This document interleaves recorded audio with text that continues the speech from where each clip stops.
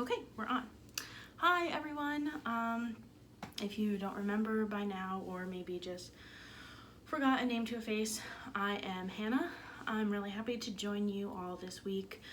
Hard to believe that we're this far into the summer term. Definitely feels like time is just flying by, but at the same time, I'm pretty thankful for that.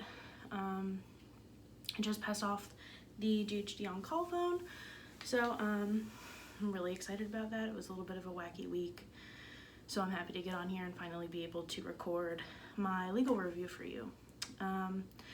It's something that I honestly feel pretty passionate about, so I'm glad to share this legal review with you. Like some of the other cases that we heard, I feel like this is one of those hot button topics. That said, I want to share with you that I am coming at this case from a feminist lens and perspective, just personally. And while I will try my very, very best to keep any biases out of that, we're not all perfect. Mark tells us not to be perfect, but like I said, I'll definitely try to keep any biases out of that. But one thing I want to note, since I'm telling you about feminism, is that feminism is not the shaming or hatred of any one sex or gender. It's actually the celebration and equity and equality for all genders. So I want to make sure I'm being very transparent and clear about that while I mention that going into this case. So why am I rambling on about feminism, which is probably what I'll do more than I like to admit in this video. I'm rambling on because this case is actually about the pay gap between men and women. Specifically, obviously, the higher education field, and even more specifically, we're honing in here, the University of Denver. So let's get into it.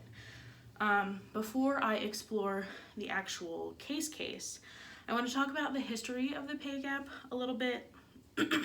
So while you may have had some previous knowledge, or just maybe heard some things about the history of women's rights, specifically pertaining to the pay gap, I'm sure you heard of terms such as women getting paid so many cents to the man's dollar. So where does this come from? Where can we take lessons on history or just historical context? Number one would be looking as far back as the World War II to get more context. So during World War II, the National Labor Board sees discrepancies between men and women's pay for similar work. That could be secretarial, that could be factory work, that could be honestly something as simple as like working, I shouldn't say as simple as, but jobs like working in bakeries or at family shops. And the Labor Board supports the equalization of pay rates. And it's important to note that we are truly seeing women entering the workforce for the first time, and this is because at the time of the World War, men were most likely, because of the draft, off serving in some capacity to the war, so they weren't fulfilling traditionally male roles or just roles within the workforce, so women have to enter in. So after that war ended and veterans returned home to the workplace, a lot of women lost their jobs or were forced out of them so that men could, return to the workforce, like I said. And that was kind of the norm for the time, gender norm. It was the male breadwinner who went out to work, whether that was in a business capacity, factory work, labor jobs, and women were forced back into sort of the nurturing homemaker role. And this is when we first acknowledge that there's a gap and separation and discrimination on the basis of sex. So what I mean about the gap is that the gap was then labeled as a pay gap and defined as a statistical analysis and comparison of men's earnings and women's earnings and how there was a disparity between those two. And we actually see a few landmark cases, here we go, that followed that World War and everything that happened surrounding it or within it. So first would be the Equal Pay Act of 1963. And this marks employers paying women less for the same work as men, But, I mean, we do see this in the case previous, not case, but the World War. However, with the Equal Pay Act, oh my gosh, I'm sorry. The Equal Pay Act of 1963, this is actually demarcated as illegal for women to be paid less than men for working the same jobs. And unfortunately, we'll see, because we're talking about recent cases, that that's sort of wishful thinking. And this looks more deeply into, I'm talking about the Equal Pay Act now, looks more deeply into gender discrimination.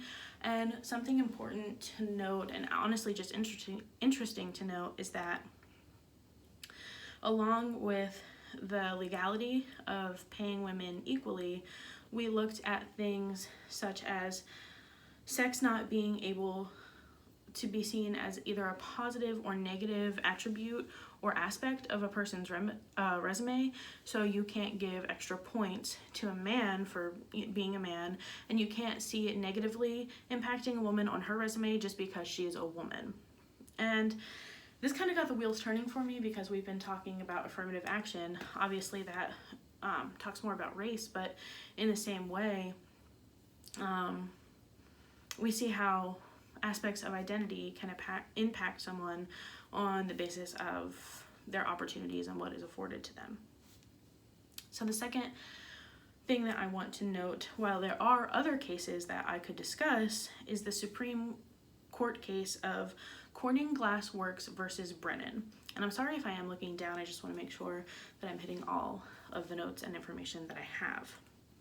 But the Supreme Court case of the Corning Glass Works versus Brennan would be a court case in favor of equal pay for women, and specifically this established the reasoning that men and women, there were definitely disparities of what was going on in the workplace, whether that be working conditions, jobs afforded to them, like promotions and escalating through a specific part of the company.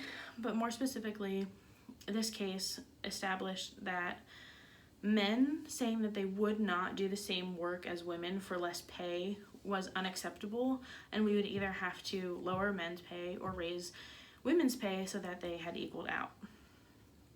Excuse me, I'm going to take a drink. So if we see these rulings, why has the gap only narrowed and not disappeared?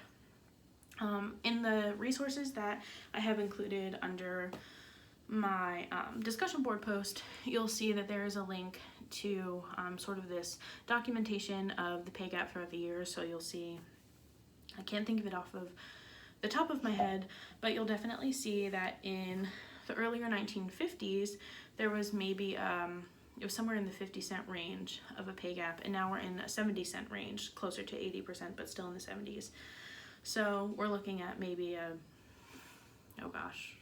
like 15 to 20% increase of what women are paid on the man's dollar. However, that doesn't mean the gap has gone away. It's still there. So could it be that older generations are still in the workforce, older generations of women, and we still sort of see that reflected in statistics? Is it because this is a patriarchal issue and there are just more work opportunities available to men? Is it a specific field? For now, I'm going to hone in on the specific field, because we'll be talking about the University of Denver. So some history on the University of Denver. The case that I'm looking at specifically, which would be the United States Equal Employment Opportunity Commission versus the University of Denver. There's some history there, and the case specifically explores female professors and their pay disparities against their male counterparts. But some historical context from the University of Denver specifically says that the Equal Employment Opportunity Commission, will say the EEOC, who represented these female professors that I had mentioned who were involved with the case, they found evidence of pay gap disparity dating back to the 1970s at the university specifically. And I know that I just talked about this in the history portion, and some of those cases were right around the 1970s, so it sort of makes sense, right?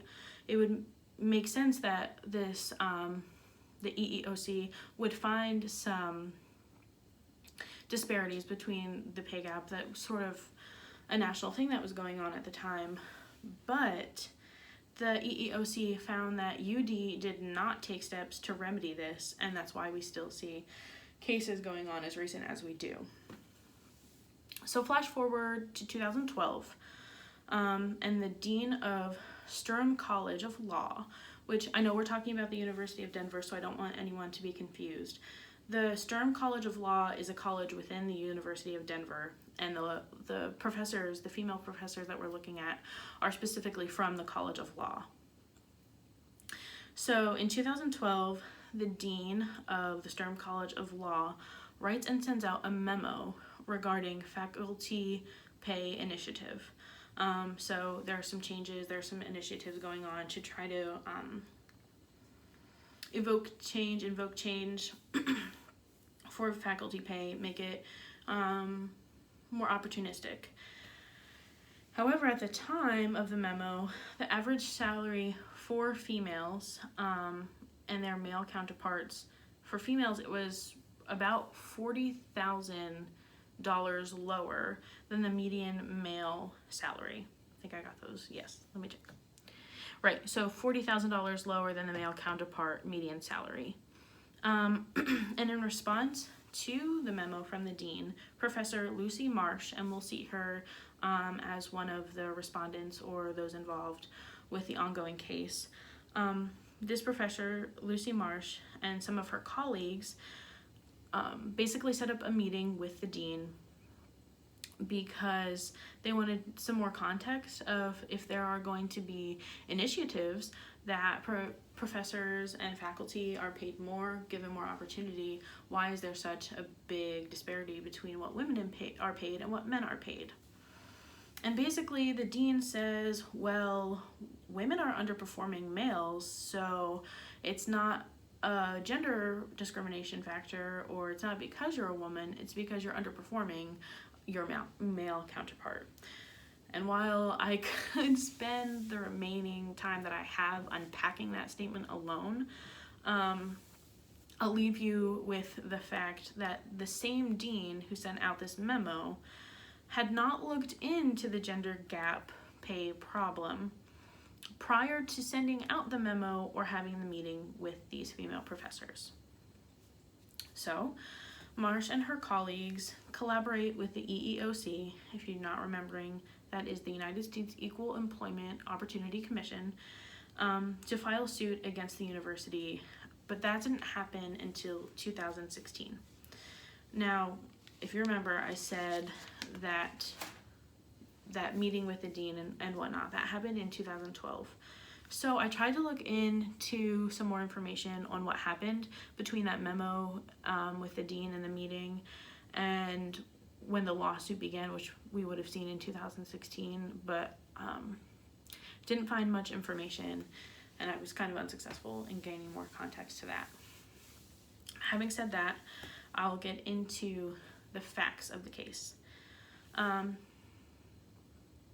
September 30th, excuse me, I'm going to take another drink, sorry. September 30th, 2016, the Equal Employment Opportunity Commission, EEOC, filed lawsuit against the University of Denver, specifically the Sturm College of Law, on behalf of these 7 female full-time professors.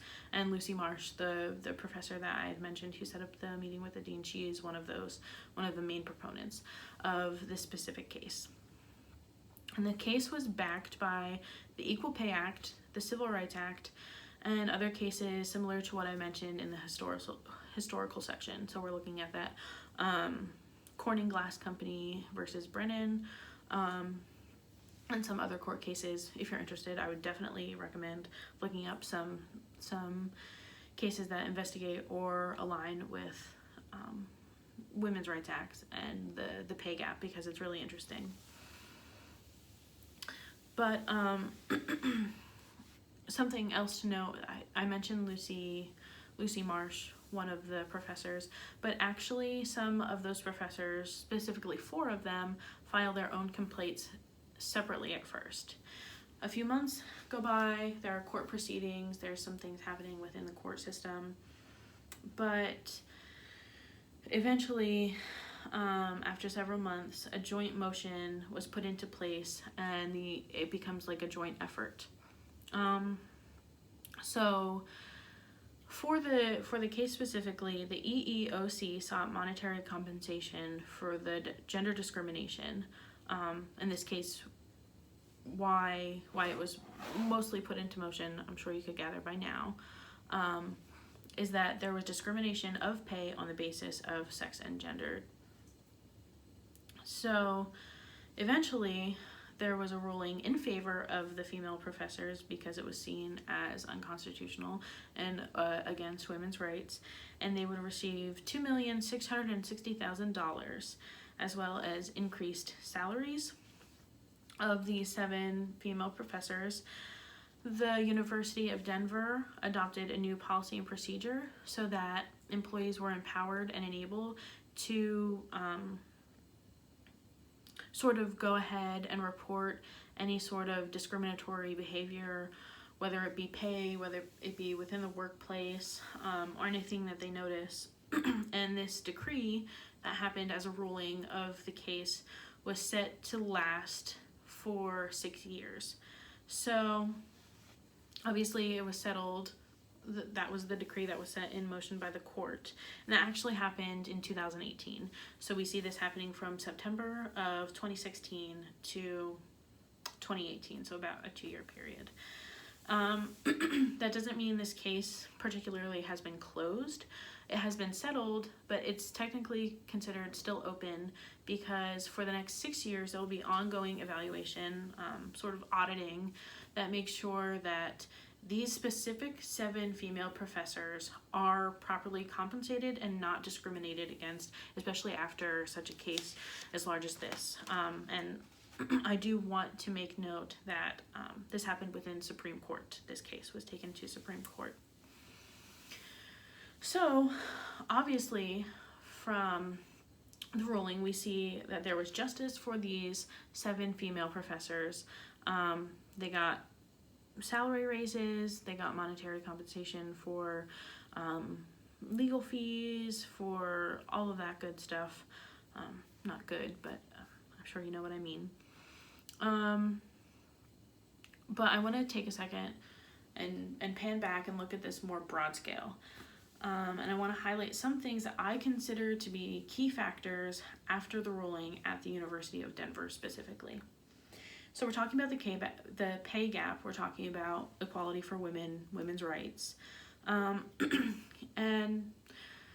something I found confusing and conflicting personally, totally speaking personally right now, is that though there was justice for these 7 professors, the case resulted in the pay gap widening nearly $16,000 for other female faculty, specifically professors.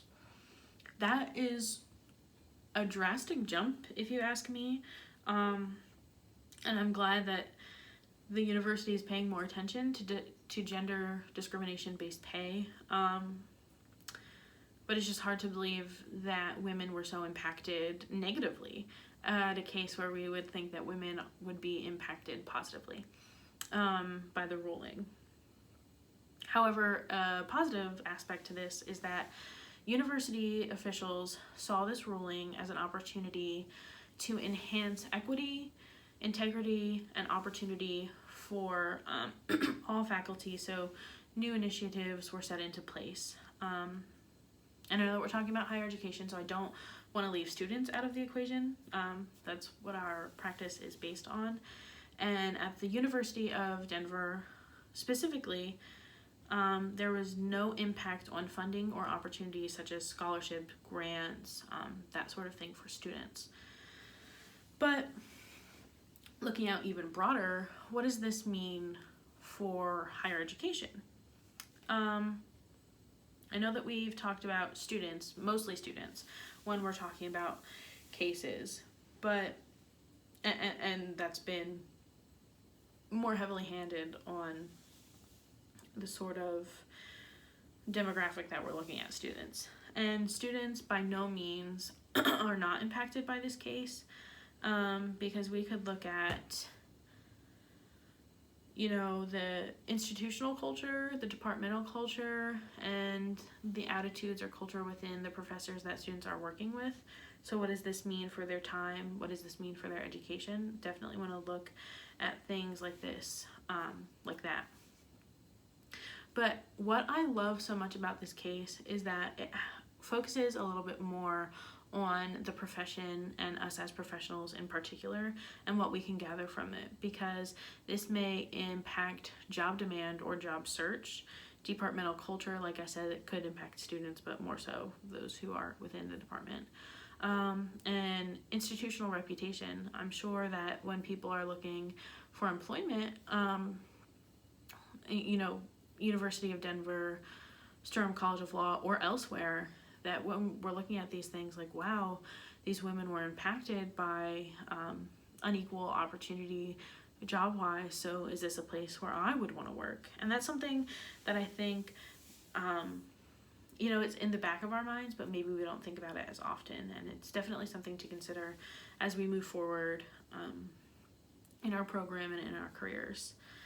So just the impacts of prospective work. So I've covered a lot, and there is a lot to unpack. So just to kind of give an overview, we looked at the history. It dates back all the way to World War I, and probably before, if we're being realistic, but World War II, I said World War I. When we see women entering the workplace and then being forced out, so there's just like a lot happening at that time. And then we see some major landmark cases as a result of what happened within World War II. And then I, of course, kind of jumped around to focus on the case at the University of Denver specifically. So we see that there's a sort of history of pay discrimination at the University of Denver, especially what was founded from the EEOC, who represented the 7 females in the case. And we sort of see how that's impacted the school from the initial court ruling. And I know we talked about the implications on the higher education field, but I want to leave you with some food for thought. So I have some discussion questions to share with you. I'll say them here, just so I can maybe reflect a little bit, see if I can do that on the fly. I know, not perfect, but I'll also put them into the discussion board below in case you might be a more visual learner as compared to auditory or lecture. But first discussion question would be, is there a particular historical movement or moment that you learned about or struck you, you were impacted by? I know that you know, we're taught these history lessons, but I think it was really important for me as I was navigating this case to reflect on just the long trajectory of women's rights and how we're looking at it even now, and female professors and faculty members and women in the workforce are still fighting for equal opportunity. So I'd love to hear your thoughts on that question. Number 2 would be, what are your just initial reactions and thoughts on the case? I should have probably made that my first question, but we'll roll with it. Because I know there's a lot to unpack. So, you know, of course, feel free to do that. Next, I would like you, challenge by choice, if you could reflect on the size of the pay gap and how that's changed through time. In the discussion board post where I list some additional resources and literature that pertains to the case, you'll find that there's documentation, like I had mentioned before in this video, documentation on what that pay gap looks like throughout years. So just reflect a little bit about that. And then looking at the University of Denver specifically, how do you feel about the pay gap expanding more as a result of the case, not for those 7 professors, but for the rest of the women professors and faculty at the school. And then finally, what potential impacts do you see arising from a case like this on the field of higher education, maybe on yourself, on students that I maybe didn't think of or didn't mention? So I know there's a lot to unpack. I hope you enjoy learning about this case as much as I did, but any questions, feel free to shoot my way. If I can answer them, great. If I can't, definitely will look forward to navigating that with maybe Mark or with you, or just trying to find what information that we can. And like I said, there will be additional resources in the discussion board post, so you can find that all there. Okay, thanks for watching.